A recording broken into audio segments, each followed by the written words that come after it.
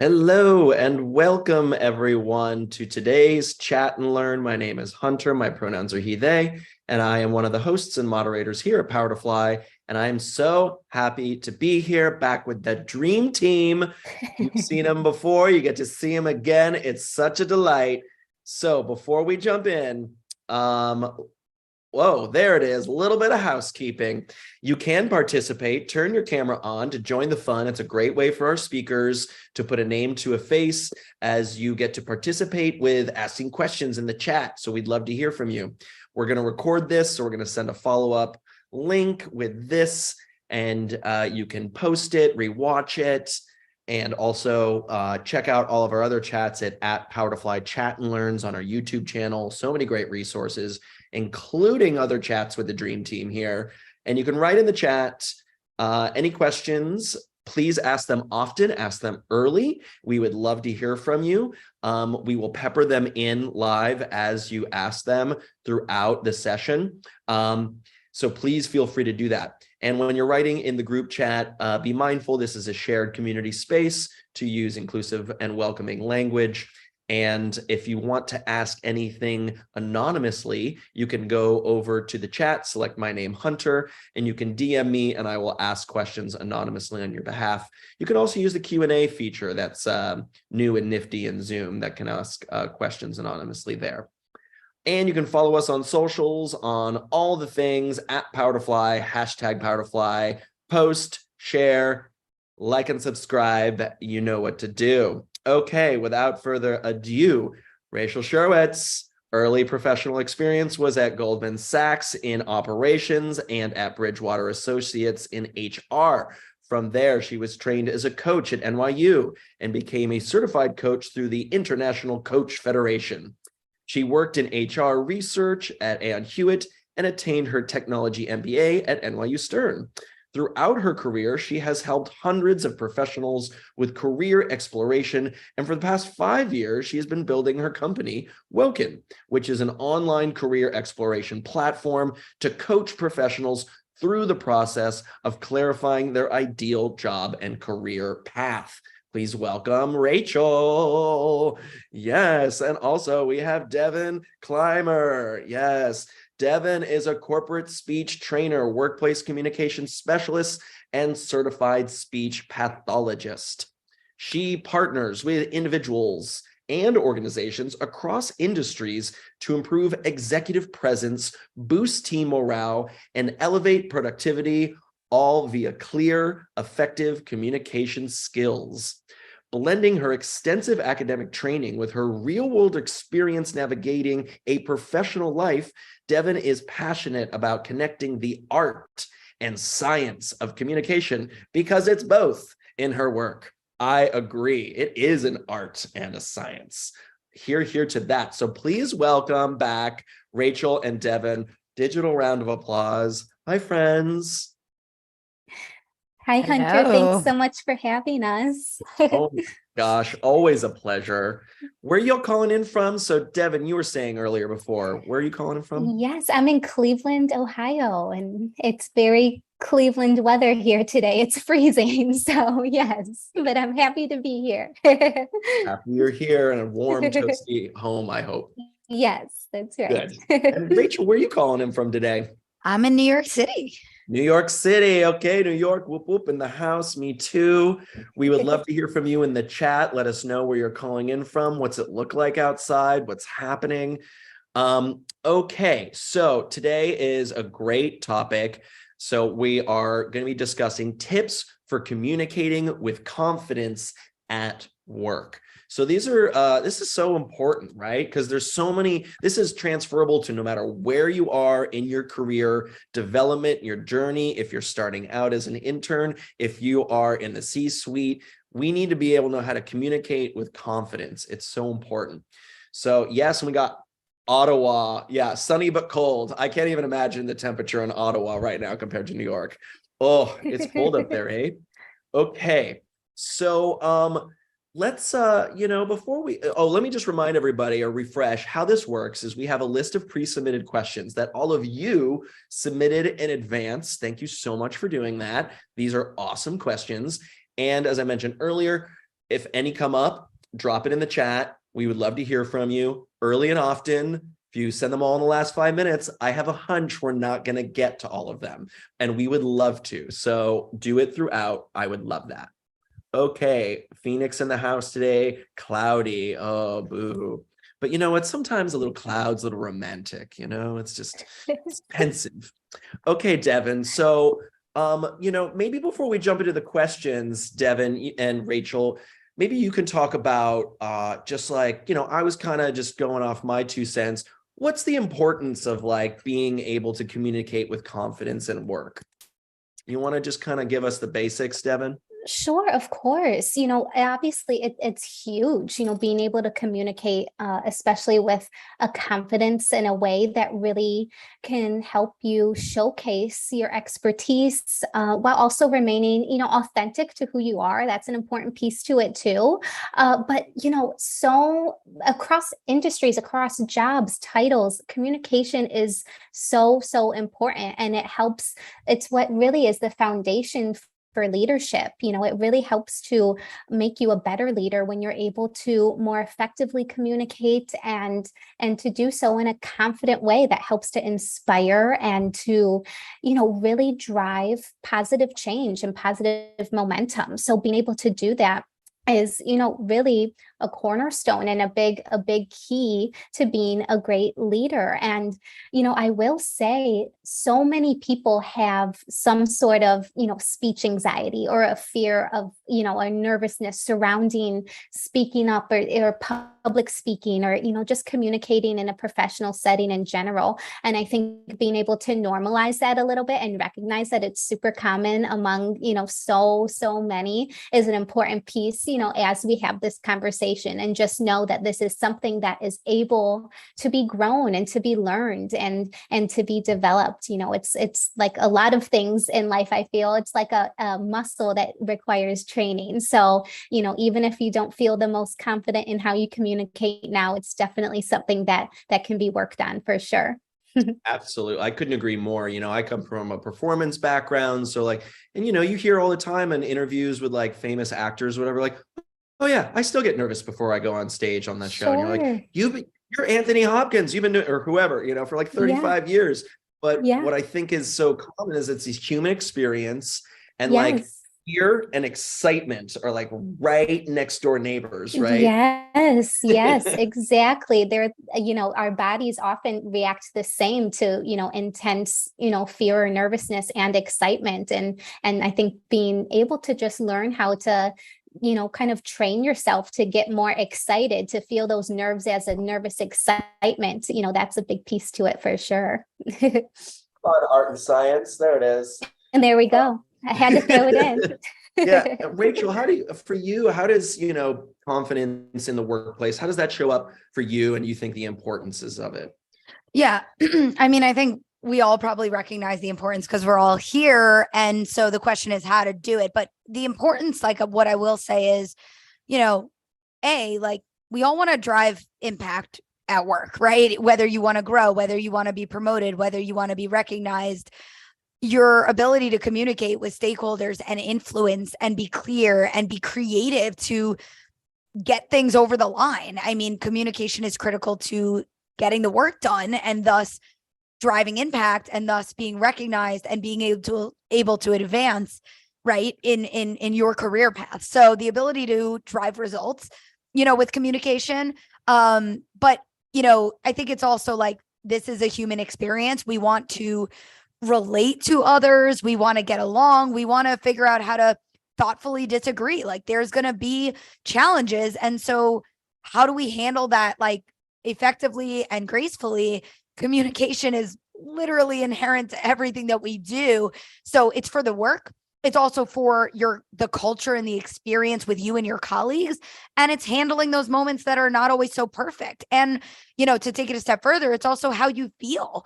How can you use your communication to own your opinion, or to, handle these challenges gracefully, or, it's going to help you. Hopefully, you want to, it's the chicken and the egg, feel confident. Perhaps communicating well will create that confidence, or vice versa. But how you feel day to day at work is very much interconnected to how you show up, right? They sort of go hand in hand. So I think there's so many reasons why it's important. And I think we often reflect the importance, but knowing how to work on that, sometimes is the challenge. And that's why we're here. But yeah, I mean, we're constantly communicating all day, every day. We're communicating with ourselves in our head. We're communicating with others out loud. We're doing written, we're doing presentations, we're doing emails, Slack messages, meetings. It's everywhere. So, we can't avoid it, really. Yeah, absolutely. And I love how you right off the top, you're like, well, it's clearly important because we're all here, and learning how to do it is what we're going to focus on. So I love that lens. I love like into action. So someone asked, we can jump right in. And Rachel, if you'd like to kick us off, do you have any go-to tips for achieving effective communication? And they followed up with, what is the most important element of corporate communication? Yeah.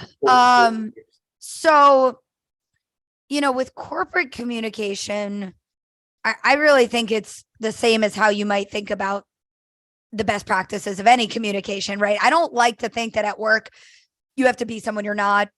I think being a professional means being yourself. It's just maybe we're not going to be talking about something so sensitive or personal or inappropriate the way you might with a friend. So to me, corporate communication should be, the same way you're like, how do I communicate well anywhere in the world? So I don't want someone to feel corporate communications has to be so stuffy, or it has to be jargony, or really anything like that. So, if we were to ask ourselves, how do we communicate effectively?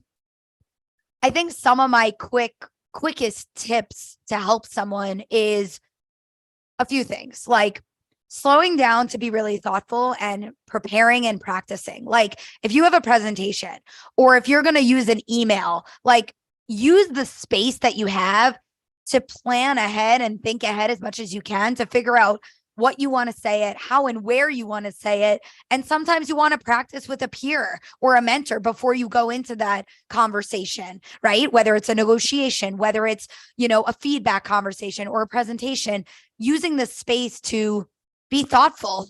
I think sometimes we just get nervous and then we just go into it. But remembering that you can find ways to either write out your thoughts and practice out loud, practice with a friend, right? And just asking yourself the questions, like some things are better done in a live meeting or on a phone call or in an email or in a presentation. Like how, when, where should you even communicate, and how can you plan ahead, practice, and just sort of break things down. I think sometimes we get so worried when it's like you're worried about some form of communication, and then you realize, let me just think about, what am I trying to really say here?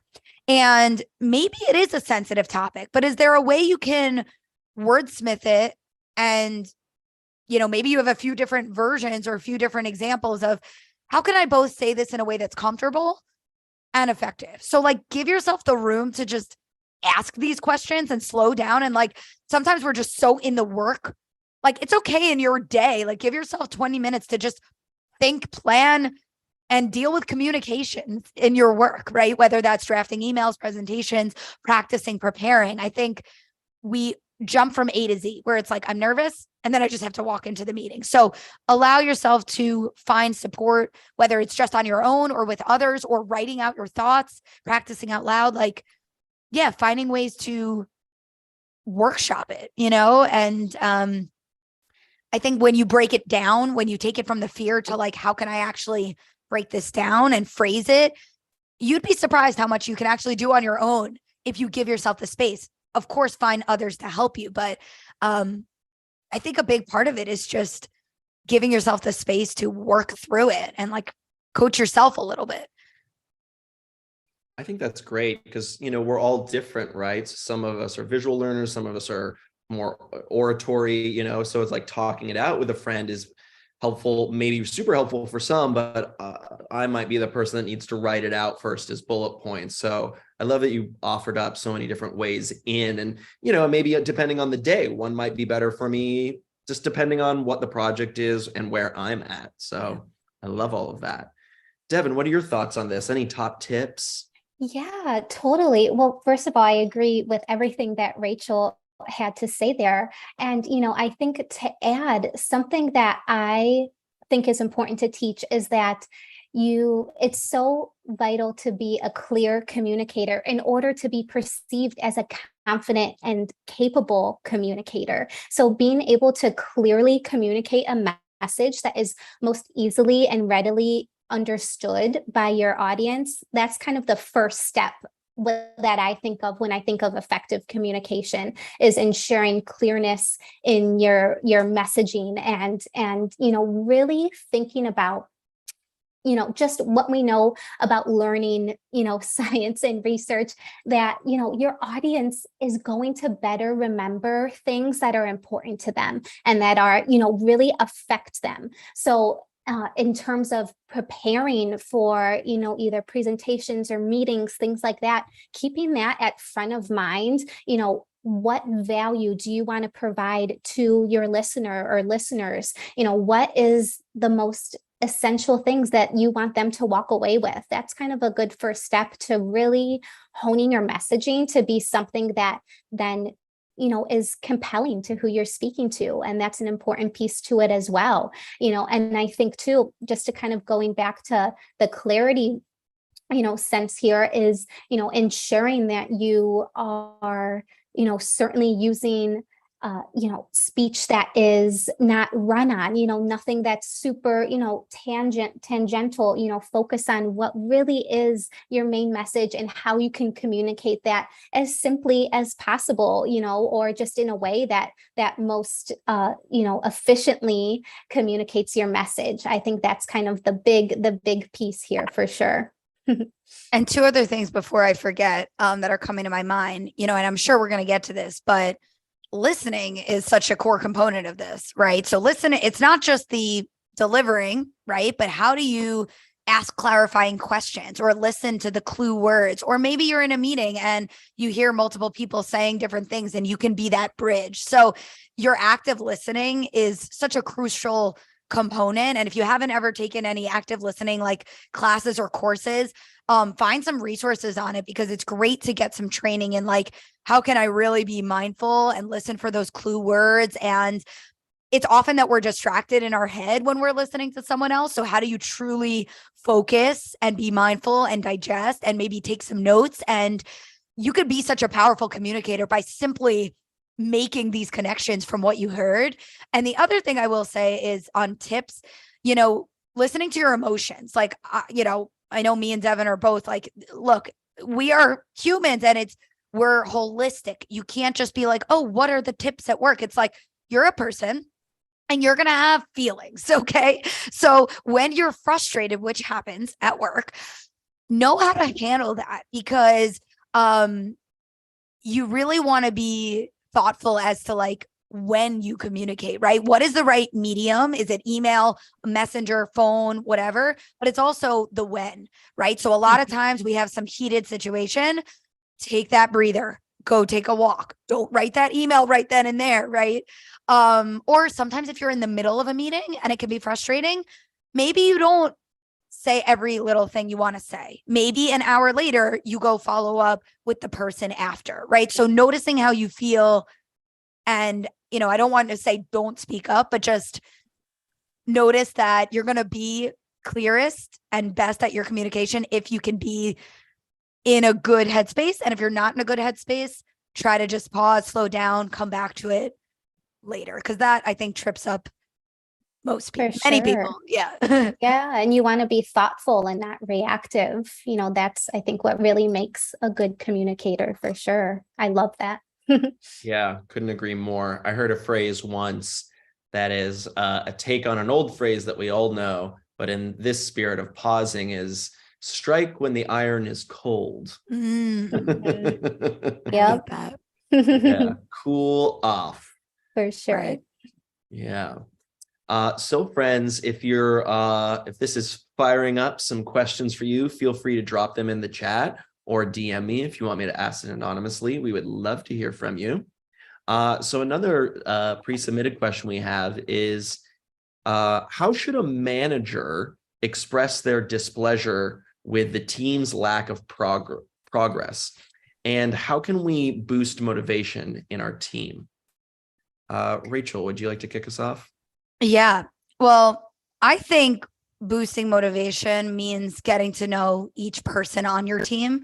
So if you're managing someone, what is it they find interesting or important? And how can you tie the work or the projects that they're working on to their personal interests, right? If they want to develop a certain skill or solve a certain problem or gain some sort of expertise, is there any way you can tie the work that needs to happen with what that person really values? Or just making sure that the output and the purpose and the mission behind the work is super, super clear, because every job is helping someone do something. Every team, every company has some sort of purpose and mission. So making sure the end result, whether you're supporting internal teams or whether you're supporting some external client or whatever the value is, make sure that's super clear and, bring it back home. Maybe there was something you did a month or two or last quarter and it's relevant to what you're doing now. Like sometimes it's just hard for us to picture, why are we doing this? Right. And get those metrics, get those success stories, get those testimonials, and really show people the ultimate purpose and value.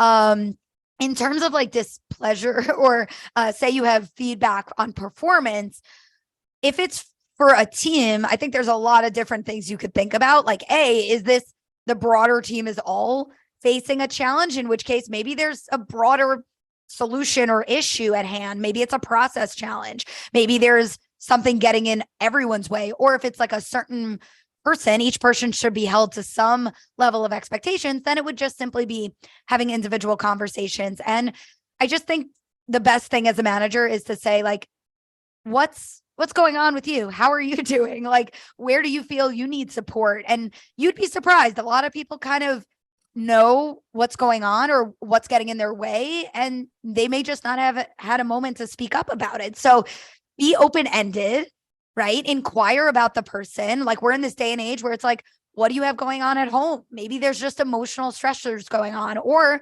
maybe it's something in the day-to-day work where they need support. It could be any number of things, but instead of trying to assume, really just try to uncover actually what it is. It might be some sort of fear or hesitation that the person has, or it may be some logistical, like their laptop doesn't work. It could be anything. So try to truly give the person the floor and support them and partner with them to figure out what's going on. And then your job as a manager is to see, how can we work through that together? How can I support you? But you have to uncover the honest, real challenge, right? With sort of active questioning. Yeah, absolutely. Devon, would you like to chime in about a manager expressing displeasure or feedback, as Rachel offered up, to a team's lack of progress and boosting motivation in the teams? Yes, totally. Well, once again, I just agree with everything that Rachel has just said. And I think, to add, like she was saying, it is so important to think about the person who you are, especially as a manager. Think about the personalities, think about their unique, communication styles, and keep that in mind when having these types of feedback, types of conversations, because that just helps to set the stage for a more constructive type of interaction, as opposed to, when the defensive, walls come up, which is a really natural, response when you are getting feedback. But I think one of the best things to do when having these types of difficult conversations is to focus on the behavior that you are seeing, instead of just, innate, traits and personalities and things like that. Yeah. That just kind of really keeps in mind that whole growth mindset and gives the person or the team something to work towards. When it's a behavior, it's something that can be improved upon. It can, come up with a solution together and, really map out a way to improve upon that specific behavior. So I always recommend, focusing on that style, as opposed to, something that may come across as more an attack on a person, which, they can't change. So, focusing on behavior and what can be done about that is a great way to have these types of conversations. And to really stay solution focused, which is ultimately what you want. And, just as Rachel said, though, giving the person the floor and an opportunity to really voice what it is that's going on, you may often be surprised as to, what really is driving their behavior or driving, perhaps their lack or, subpar performance. So just really implementing those good active listening skills and withholding any, premature judgment or criticism until you really get the full story and can fully understand where the person is coming from. That is so important for these types of conversations. And then I will say, and this kind of ties together, but when thinking about how to motivate a team, it's things like that, kind of rallying your people around this idea of collective goals and collective success can be so powerful when we think about motivation and what moves people and what drives people to want to, do well and to work together. So finding a way, no matter what it is that you may be working on, no matter, kind of your industry, things like that, but just thinking about what is our goal here? What's our mission? What is tying us together and connecting us? And, that is something that can be really, really motivating for people. So that would be my biggest, definitely type of thing to implement when thinking about how to motivate others, for sure.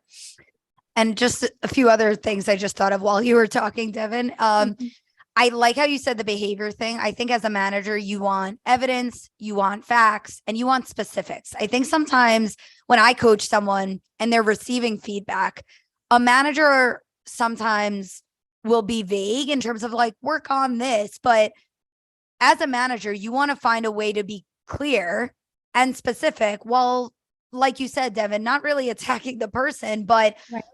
Talking about whether it's a quantitative or qualitative goals that the person needs to meet. So first and foremost, set those goals clearly and set expectations clearly. And not only clearly, I like to put those things in writing. One of my favorite communication tactics that I always say is get on the same page, literally. I love Google Docs and Google Sheets because if two people have two different communication styles and you guys agree to put something in writing, that is a forcing mechanism and an exercise. If you both are looking at the same piece of paper, it's like you can actually anchor to, are we both understanding it the same way? And it really prompts you to say, oh, like, is this what you mean? Is this what you mean? And then when you agree how to document it, it means that you've hopefully come to some conclusion. So having your expectations written down, if they're not already, having those goals written down, or even any project plans, documentation can be so helpful. And then, with the feedback being evidence-based, facts, and specifics, if you are going to give feedback, and practicing how to do that and try not to be, I think sometimes people want to be vague because it makes them feel more comfortable to give constructive feedback, but it can be frustrating on the other end. So if you are going to give feedback, make sure you know what it is you're trying to say and have some specific examples. And that should be tied to how is your behavior perhaps not serving our ultimate goal or expectation, and how can we adjust, right? Versus just feedback for the sake of it. That's the other thing, right? Have context around it as well.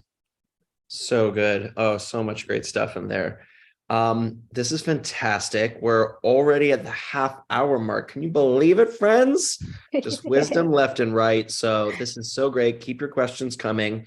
I'm going to combine a couple questions right now. So we have a pre-submitted question, and we just got a question in the chat, which are in conversation with each other. See what I did there? So how can I feel confident about asking questions as the least experienced person in the room?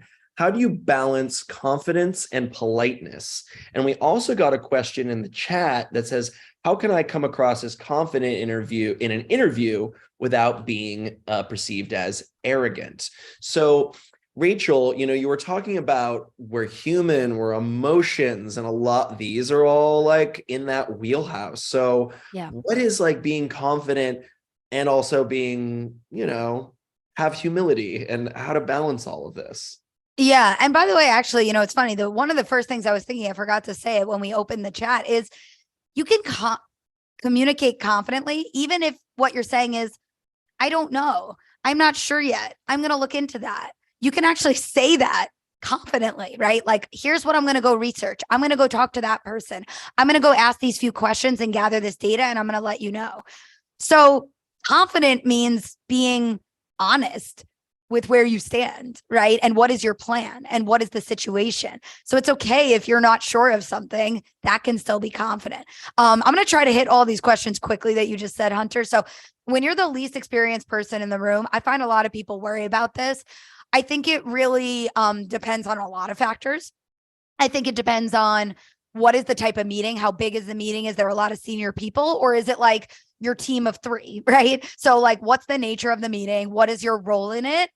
If it's something smaller, you might go in to say, what are the key elements I would want to talk about in this meeting if I had to? Like, is there something that, given my role and my expertise, that I feel like I need to say, given what this meeting's all about? And so you might try to separate, like, is there something I know from my work directly that would be impactful to this meeting? And, the other thing is, if you're newer in a role, like, it's okay to give yourself a few weeks to get up to speed. But if you're still feeling hesitant, I would really just talk to your manager about that. And where do you not feel confident speaking up, and why? Is it your knowledge on a topic, or how can you build that confidence, right? And work on what are the ways that I can build that confidence. Sometimes people like to send an email after a meeting for something that they couldn't say during the meeting, right? But I think it depends on the situation, but in a situation where it is your team, you do want to build up to a point where you can determine, when do I chime into this meeting, right? Do I have something new and valuable to add that's critical to this topic? And sometimes it's also just the not awkwardness, but the ability to know, like, physically when to jump in, and the dynamics of like a group conversation. So that takes a little getting used to, finding the break points when you can, the pauses when you can jump in. In terms of politeness and confidence, I think as long as you're being professional, inherently that means being polite. I think if you feel like you're taking a dig at someone or saying something that might be rude, I mean, we don't ever need to do that. If you have feedback or something sensitive, that means take time to be thoughtful about how to best deliver that.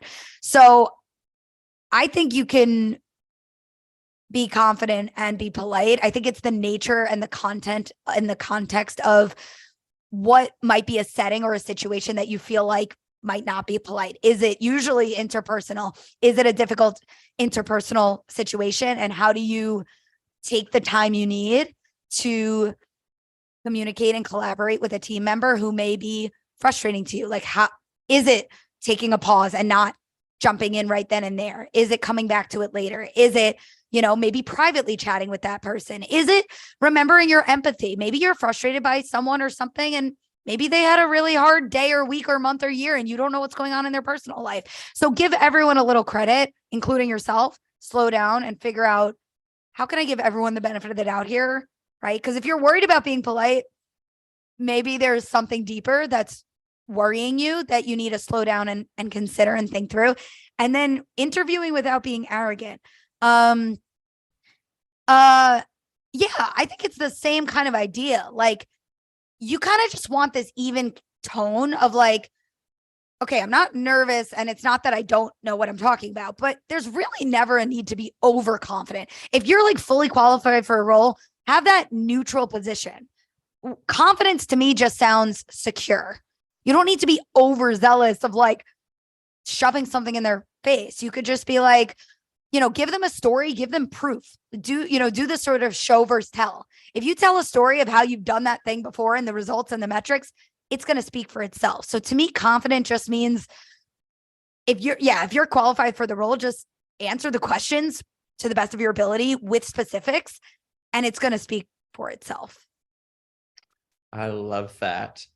Devon, anything you want to add on this before we move to the next one? Yes, for sure. And all of that is just so, so true. And I think, just to add, just like what Rachel was saying, but I think, there is nothing wrong with being rooted in and communicating what you know and your experiences that have shaped, the person and professional that you are.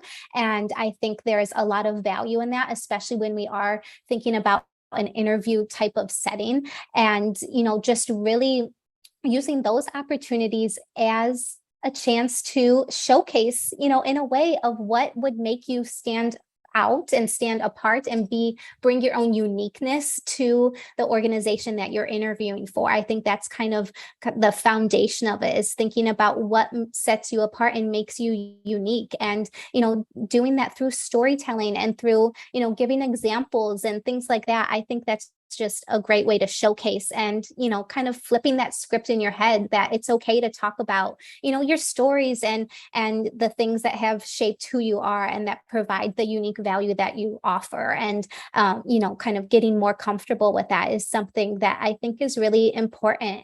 And when it comes to what the first question, can you remind me what that was again, Hunter? I had something to add to that and now I'm blanking. Absolutely. I only threw 10 questions at you at once. How can I feel confident asking questions as the least experienced person in the room? Yes, perfect. So thank you for that. I think, and the point that I wanted to make here is that there can be tremendous value in being the least experienced person in the room. And often, the types of questions you ask and the type of feedback that you provide only helps those who have more experience than you better hone their messaging and better, really get a better grip as to what they're trying to communicate, what they're trying to do. So I think too, viewing it from that standpoint, as opposed to, perhaps more of a negative way that you have the least experience, viewing it more so as something as to what you can offer to help further your team. That's a really, really useful kind of flip that you can do as well. And that is so, I've seen that, time and time again, just in terms of helping with messaging and, really focusing on goals and priorities and things like that, and can uncover a lot of valuable information. So, I think kind of having that in mind as you are interacting during meetings and, as a team, even if you do have the least amount of experience, that's okay. And kind of keeping that at your forefront will really help.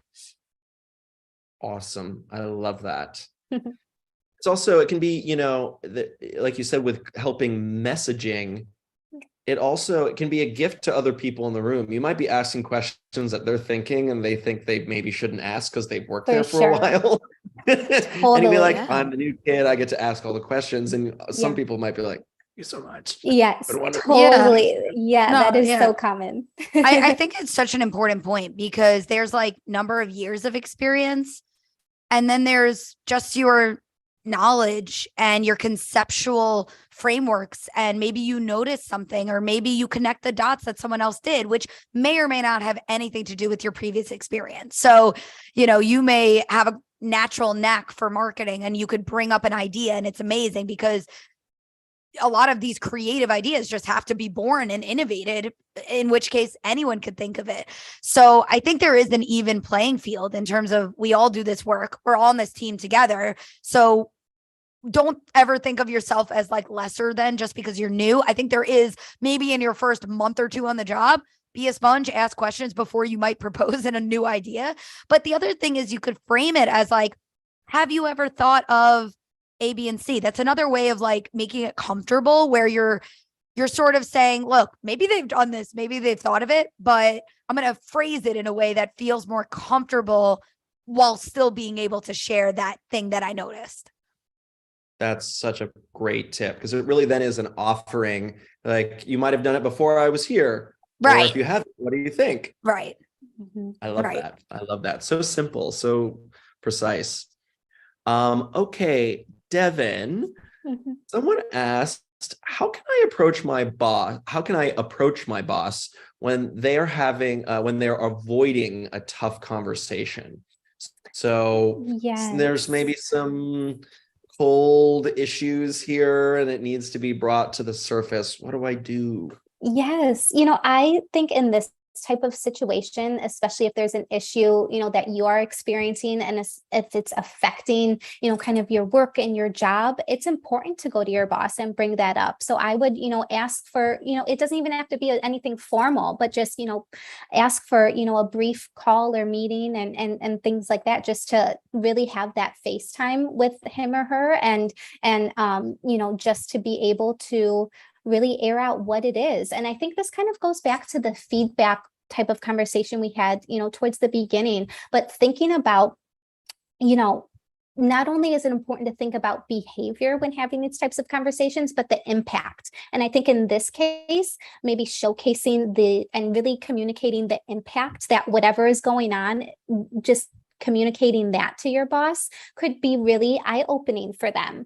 And, so by really focusing on that and how it may be having an impact on, whatever, on your team, on yourself, on your daily, tasks, things like that, just highlighting that. And then again, asking how you can move forward and staying solution focused and really coming up with an objective plan, I think is a great way to go about this type of scenario. But I think, if I think sometimes a lot of us tend to, let these situations kind of simmer, especially if your boss is not the one who is the one initiating, and it can be uncomfortable for you to have to be the initiator. But I think at the end of the day, if you're describing the impacts that it's having upon your team and yourself, it should be, something that can be worked through and can be, something that you can certainly develop steps to alleviate for sure. I was about to sneeze. I apologize. It's like, oh no, it's my cue. I'm going to sneeze. That's hilarious.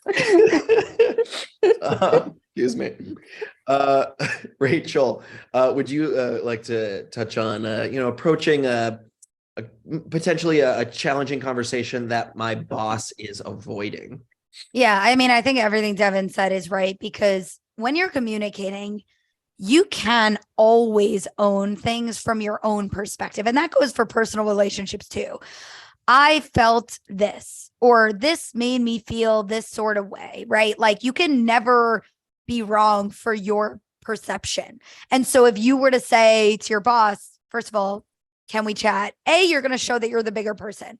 You're going to show that you're comfortable and confident. And by the way, hard conversations are important for everyone. If they're avoiding it, it might be affecting your growth and your ability to perform at work. So do what's hard for everyone, and yet it's important. So make it comfortable, make it safe, go in a side room or wherever it needs to happen, and just say, like, yeah, it seems like, there's something maybe on your mind. If you have whatever your perception is, whatever the thing is that you need to say it in your own way. If you say, I'm perceiving this, or I'm feeling this, or it seems this way to me, there's literally nothing wrong. And at least you're trying, you're doing your best to say, let me do what I feel I need to do and bring this up. And you see what happens. You'd be surprised, I think, when you initiate and make a space for the conversation, they'll probably engage. But sometimes people just struggle with ripping the Band-Aid off and starting a hard conversation. So you can start that comfortable space. Yeah. And I agree with Devon, like, just making it from your own view. There's never anything wrong about that. And I think it makes it feel more comfortable, because you're not assuming anything. You're not, like, even asking. You're just saying, like, here's what I've been feeling, seeing, sensing, whatever. Right. And that's all you need to do, is get off your chest how you're doing, because it sounds like there's something affecting you. So I think, yeah, once you open the door to that, likely they'll sort of chime in from there. I love that. It makes me think of, like, couples therapy 101, like using I statements, because it is. And what's beautiful about it doing in the workplace is, like, oh, this X, Y, and Z happened. I felt this way. What are your thoughts on that? That is, you're being vulnerable. And if you initiated the conversation, there is a confidence that you were speaking to. And what a beautiful balance. Like, to me, that sounds like what you were describing as a safe space. Like, here's a space. I'm going to open up about something. Are you open to talking about it? And who knows, you might have and what people do with that is out of our control, right? But we can do the best we can to set up that safe space. I mean, right. People may or may not have training and the same level of ability as you with emotional intelligence or communication, but how can you use your knowledge to approach this in a way that's going to be effective for everyone? Right. And, relating it back to the personal, how would you want to be treated in a personal relationship? It's the same way. We're all humans. If you are learning how to speak to your family or your loved ones or your partner, it's the same idea. Like, how can you communicate effectively with other people where you have an important relationship? Work is important because it's going to impact your career and how you feel every day at work. So you can treat it with the same care. Like we get these tips around how to deal, with our partner, how to communicate. You can use those same best practices to teach others at work. How should we communicate effectively, right? For sure. Absolutely. Okay, friends, we have just 15 minutes left, so keep those questions coming. We would love to hear from you. Use all the communication skills that the dream team is offering up and try it out. Let's see what happens. Here's a great question. How can a normally soft-spoken person have the ability to interject in a meeting without being dismissed or overlooked? How can we project confidence in our voices specifically? Devon, would you like to kick us off? Sure, of course. And yeah, this is such a great question and so common, I think, for so many of us. I really think a key, especially if you do tend to be more of a soft-spoken person, more introverted, I think especially coming into meeting types of settings prepared goes such a long way. And it helps you feel more confident in, going into it, which that's huge. Going in feeling more confident can really, have an effect on then how you show up and your ability to feel more comfortable about speaking up. So I would say, even before going into anything, to a meeting or things like that, being prepared and, having a clear sense as to, what's on the agenda and, maybe even writing out a list of questions or topics that you want to address or to be touched on, that can just kind of help your headspace with it as well. And just to help you feel a bit more, ready and able to hop in there, and I think with things like this, the more you do it, the more it does really become comfortable, which I know that's hard. And it's something that a lot of us resist and have, kind of some mental blocks about it and almost, have a fear of judgment or, just that imposter syndrome sets in, things like that. So I think, just keeping that in mind and kind of working on how you feel about these situations can go such a long way too. And just kind of learning how to reframe your thoughts surrounding, speaking up is really, really useful, but it's hard and it takes work, but what I like to do personally is when I find myself feeling, nervous to speak up or feeling like, oh, do I really, belong in this space? I kind of stop myself and say like, okay, is this thought helpful? Yes or no? And more often than not, that's a no. And is it accurate? And again, more often than not, it's not accurate. So, learning how to flip then and reframe those thoughts and really doing that work in helping build up your confidence can be really useful. In terms of the actual, voice shakiness that so many of us have, the reason that happens is, because our vocal folds are tense. And, a lot of times if your vocal folds are tense, your whole body is probably tense. So taking a minute when you feel yourself, feeling nervous, feeling your heart pounding, taking a minute to kind of go through, each of your main, I kind of think of it as thirds, like this top third, the second third, and the last, and kind of just going through each muscle group and just giving a very deliberate relaxation can help so much just to relax your entire body, which then will also help with your vocal folds too. Because again, if your whole body is tense, that'll affect your vocal folds as well and cause your voice to become more shaky. So just relaxing and, doing even just focusing on your breath can help with that as well. But that is something that is so common. But again, the more practice you get with this, I think, certainly the more comfortable and easier it will become. Yeah. And I love, if you're soft spoken, what can you do outside of that? Like, you don't have to change who you are, but I think you can actually really still come across very confident. Like, to me, I like how you were saying, like, the preparedness. I think you can blow people away with your preparedness. It doesn't need to be that you're memorized or rehearsed, but for example, you could write out your questions beforehand, or maybe you have a one-pager agenda printed out that's ready to show I'm thoughtful about what I need from this meeting, and here's my agenda. Or, even eye contact goes a really long way, as well as like emphasis. You can have emphasis on your words without being such a loud person. And so you could be soft-spoken, but use your intonation to emphasize which words you want to and have energy while still being a softer voice. So what are the tools at your disposal, even if you are just staying within who you are, right? What else can you do to come across as a confident professional? Maybe you have a presentation ready to go. Maybe you have, it could be any number of things, but how you show up at the job, how you're organized, how you're prepared, how you're being thoughtful about the purpose and the goal of that meeting, the before, the during, the after the meeting, I think can go such a long way. Calendar invite with the agenda inside of it. Like, is there a shared links to documents? Are you going to send someone a heads up the night before about here's what we're going to talk about tomorrow? There's any number of things that can show you as a confident communicator and professional that doesn't have to be exactly in the, range of your voice. Exactly. Yeah, absolutely. Totally. Yeah. And shout out to all the information in the calendar holds. That is my favorite thing. I love it when it's like, it's all in one place. Thank you. Thank you. Yes. Oh, it's like a dream come true when it happens. Okay. Here's a great question. We're going to, on some range of generations. Someone asked, from your experience, what's the best communication resources to keep staff engaged when you have 4 generation groups, i.e. boomers, Gen X, millennials, and Gen Z? Rachel, would you like to kick us off with this one? Yeah, sorry. Can you say it one more time? Oh, sure.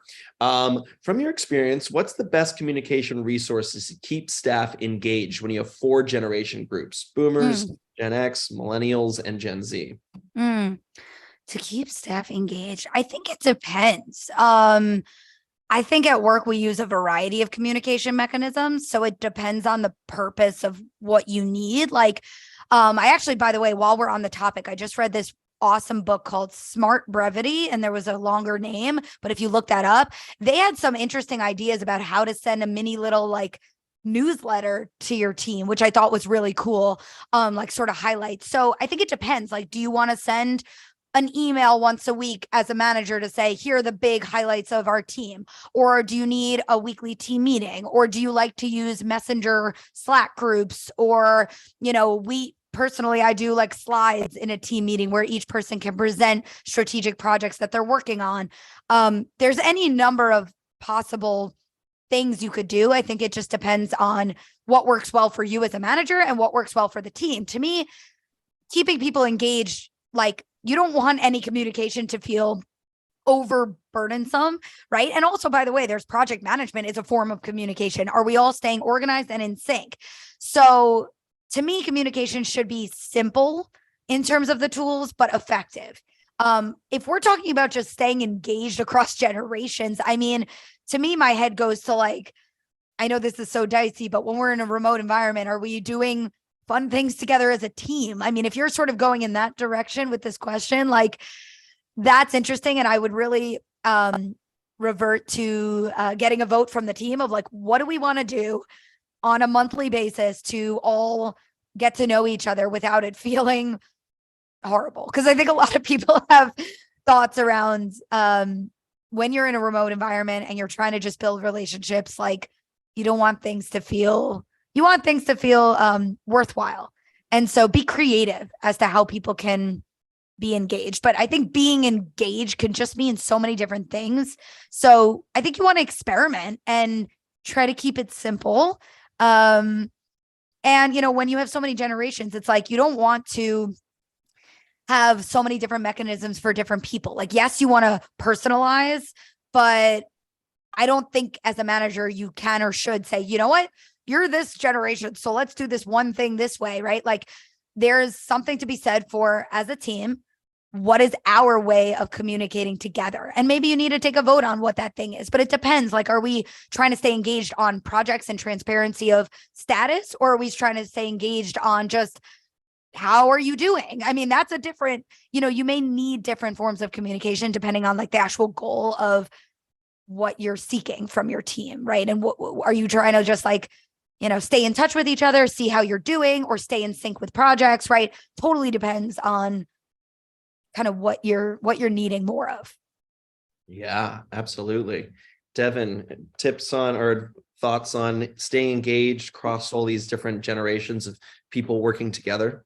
Sure. Yeah. And yeah, just to echo, what Rachel said, I think it really depends on, your team, and you want it to be individualized and really dig into, what works best for everyone when you are thinking about how you are actually communicating, with your team. So that's something that I think takes a little bit of trial and error for you to kind of find your flow and your rhythm and what works. I will say, I think regardless, setting kind of laying out expectations is something that I think across generations people appreciate.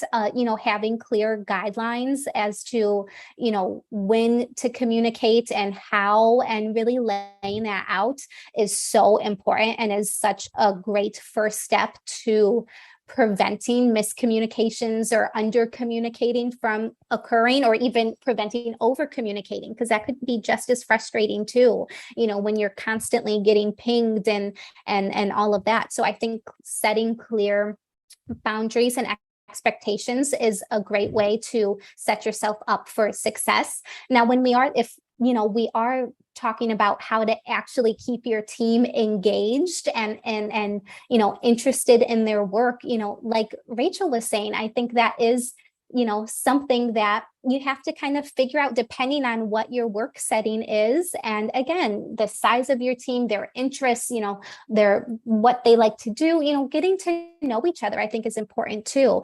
So yeah, just kind of keeping the human in your work and in your team, that goes a long, long way. I do think too, providing opportunities for learning goes a long way in terms of engagement and keeping team members, feeling challenged and motivated. So I think creating cultures that really, really value learning and development is something that can certainly start with yourself if you are a manager, type of role, and really stressing the importance of that, I think, is something that can be appreciated across generations for sure.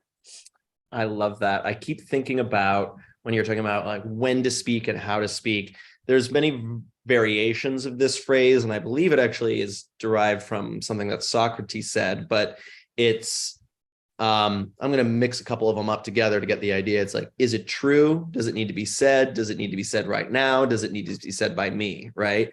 And there's different versions of that.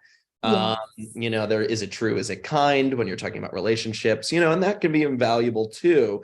But for me, the one that really kept coming up while y'all were talking was like, is it true? Does it need to be said? Does it need to be said by me? Does it need to be said right now? And that's when you can like put all those tools that y'all have offered up into action. You're like, oh, doesn't need to be said at all right now. This can be an email. This doesn't have to, I don't have to jump in. Yes. So there's so many different ways to do it. For sure. So friends, thank you so much. That's the hour, friends. That was so fun. To check out, Rachel, I Am Woken. You can follow all the amazing stuff that's going on over there. Devon has my oh yeah, say it. It sounds so nice when you say it. My coach. Oh, I love it. Oh, it's the best. I was like, I Thank can't you. say it. You have to say it. I love it. mycommunicoach.com. So thank you, Devon. Thank you, Rachel. And thank you all for your participation, your questions, your engagement, your listening. So great to have you here. Y'all, Devon, Rachel, I hope we get to do this yet again. This is always a hoot. Thank you for I making would love time today. to. Thank you so much for having us. So fun as always.